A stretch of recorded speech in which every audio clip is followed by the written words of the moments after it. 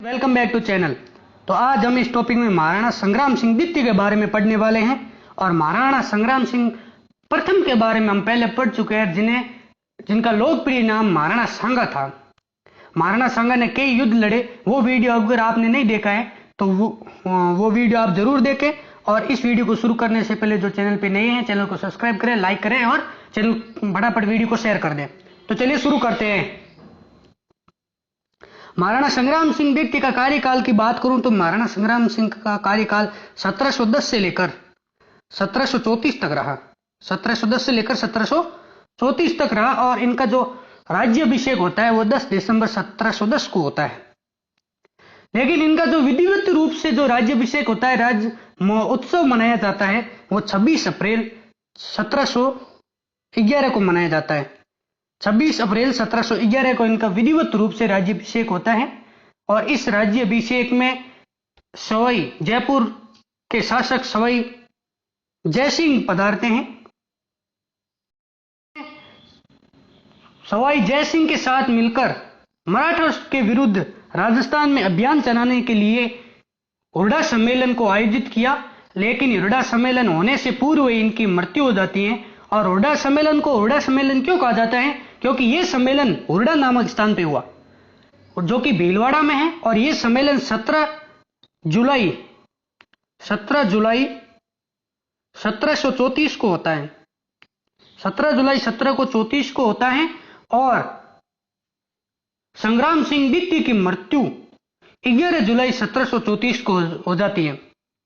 इसलिए इनकी मृत्यु के बाद में यह सम्मेलन होता है। और इस सम्मेलन में कौन कौन आते हैं? तो इस सम्मेलन में सवाई जयसिंह आते हैं, बीकानेर के शासक आते हैं, जोरावर सिंह आते हैं, कोटा के दुर्जन साल आते हैं, जोधपुर के अभय सिंह आते हैं, नागौर के बख्त सिंह आते हैं। इस तरह से कई राजस्थान के राजाओं ने इस सम्मेलन में भाग लिया। द्वितीय ने उदयपुर में, ध्यान से सुनिएगा, उदयपुर में क्या किया? उदयपुर में इन्होंने सहेलियों की बाड़ी बनवाई। सीसाराम गांव में इन्होंने वेदनाथ का विशाल मंदिर बनवाया। और उस मंदिर पर वेदनाथ प्रशस्ति अंकित है। यह आपसे पूछ लिया जाएगा कई बार एग्जाम में कि वेदनाथ प्रशस्ति किस मंदिर पे है। तो आप ध्यान रखिएगा, उदयपुर के सीसाराम गांव में एक मंदिर है जिसका नाम वेदनाथ मंदिर है। उस मंदिर पे ये प्रशस्ति है। और इन्होंने नारमगरी के महल, उदयपुर के महलों में चीनी की चित्रशाला आदि इन्होंने बनवाई। ये इनके शासन स्थापत्य कला का एक अनोखा विवरण कह सकते हैं आप। संग्राम सिंह द्वितीय के दरबार में एक व्यक्ति रहा करता था, एक कवि रहा करता था, जिसका नाम कविराज करणीदास था। कविराज करणीदास के दोहों से, काव्य से प्रसन्न होकर महाराणा संग्राम सिंह द्वितीय ने इन्हें 1 लाख मुद्राएं दी, जिसे लख प्रसाद कहा जाता है या लख प्रसाद कहा जाता है। 1 लाख मुद्राएं इनको भेंट की। और ये व्यक्ति इनके दरबार में रहा करता था और संग्राम सिंह और सिसोदिया वंश के बारे में अच्छी अच्छी कविताएं, गद्य पद लिखा करता था। इनकी एक दोहा है जिस पे प्रसन्न होकर इन्हें बहुत सम्मान मिला और कविराज की उपाधि दी गई। वो दोहा ये है कि डोले नहदी डीकरी नव रोज निर्माण, हुआ ना होवसी सिसोदिया समान। इस दोहे पर प्रसन्न होकर इन्हें एक उपाधि दी गई और वो उपाधि थी कविराज की उपाधि। इन्हीं के शासनकाल में बादशाह फर्रुखसियर ने जजिया कर हटाने का फरमान जारी किया, परंतु कुछ समय बाद वो वापस जजिया कर लगा देते हैं और इसकी महाराणा कोई परवाह नहीं करते हैं। लेकिन जो फर्रुखसियर के बाद जो बादशाह बनते हैं, दिल्ली के बादशाह बनते हैं रफीउद्दौला, वो क्या करते हैं? वो इस जजिया कर को हटाने का हुक्म जारी करते हैं। के शासनकाल में एक जागीर थी, रायपुरा जागीर।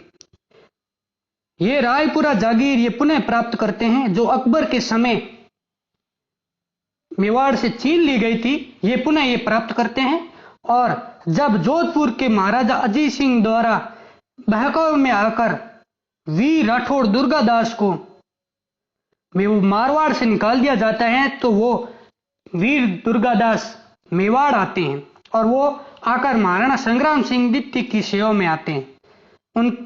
उनकी सेवा में आते हैं और ये महाराणा संग्राम सिंह द्वितीय इन्हें विजयपुर की जागीर देते हैं और फिर रामपुरा का हाकिम घोषित करते हैं इन्हें। दुर्गादास ही वो व्यक्ति थे जिन्होंने जसवंत सिंह की मृत्यु के बाद उनकी दोनों बीवियों को जब काबुल से ला रहे थे वापस मारवाड़, तब बीच में रास्ते में लाहौर नामक स्थान पर अजीत सिंह का जन्म होता है। और अजीत सिंह का जब जन्म होता है तो वो उनकी जब तक उन्होंने कहा कि जब तक मेरे प्राण हैं, जब तक मेरे शरीर में प्राण है, तब तक मैं इसकी रक्षा करूंगा, और रक्षा करने का प्रण लेते हैं। लेकिन किसी कारणवश किसी के बहकावे में आकर अजीत सिंह इन्हें मारवाड़ से निकाल देते हैं। फिर ये संग्राम सिंह के चरणों में आते हैं और संग्राम सिंह इन्हें कहां की जागीर प्रदान करते हैं। ये सवाल एग्जाम में पूछ लिया जाता है कि वीर दुर्गादास को कहां की जागीर प्रदान की गई, तो वीर दुर्गादास को विजयपुर की जागीर प्रदान की गई। कहां की? विजयपुर की।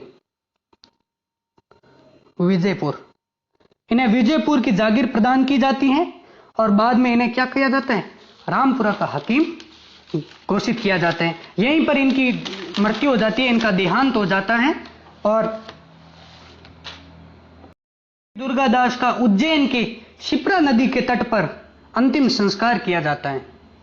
पूछ लिया जाता है कि वीर दुर्गादास का अंतिम संस्कार कहां पे किया गया था, तो शिप्रा नदी के तट पर उज्जैन में किया गया था।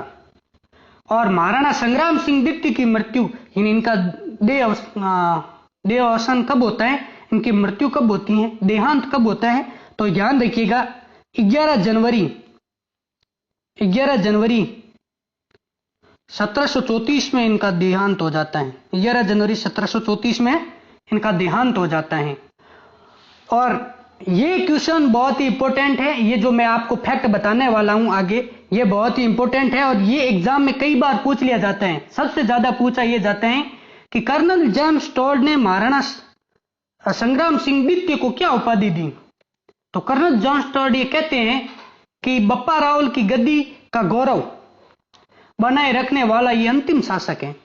आपसे एग्जाम में इस तरह से पूछ लिया जाएगा, एग्जिट इस तरह से पूछ लिया जाएगा कि कर्नल जेम्स टॉड के अनुसार बप्पा रावल की गद्दी का गौरव बनाए रखने वाला अंतिम शासक कौन था मेवाड़ का। ऑप्शन दे दिए जाएंगे, उसमें से आपको चूज करना होगा संग्राम सिंह द्वितीय। तो इस वीडियो में बस इतना ही, और आगे का इतिहास हम अगले वीडियो में पढ़ेंगे। जब तक के लिए घर पे रहे, सेफ रहे। Good bye.